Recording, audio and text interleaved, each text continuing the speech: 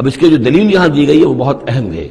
قل لو کان فی الارض ملائکۃ یمشون مطمئنین، کہہ دیجئے اگر زمین میں فرشتے آباد ہوتے اور چل رہے ہوتے یہاں پر اطمینان کے ساتھ، لنزلنا علیہم من السماء ملکا رسولا، تو پھر ہم آسمان سے ان پر کسی فرشتے ہی کو رسول بنا کر بھیجتے. یعنی رسول کا کام یہ ہدایت دینا، بات سمجھانا، پھر اپنی زندگی میں نمونہ پیش کرنا. انسانوں کے لیے فرشتہ کیسے نمونہ ہو جائے گا؟ انسانوں کے لیے تو انسان نمونہ ہوگا، فرشتوں کے لیے فرشتہ نمونہ ہوگا. فرشتہ جو ہے آ بھی جائے یہاں پر تو کہیں گے صاحب اس کو تو نہ کھانے پینے کی ضرورت ہے، نہ اس کا جورو جاتا ہے، اس کو تو کوئی ضروریات ہی نہیں ہے، یہ ٹھیک ٹھیک آدمی ہے اور ٹھیک ٹھیک اس کا کردار ہے، تو ٹھیک ہے ہم کیسے کریں؟ ہمارے تو جوری جاتا ہے، ہمارا رشتہ ہے، ہمارے بچے ہیں، ہمیں پیٹ لگا ہوا ہے، ہمیں یہ ہے، ہمیں وہ ہے.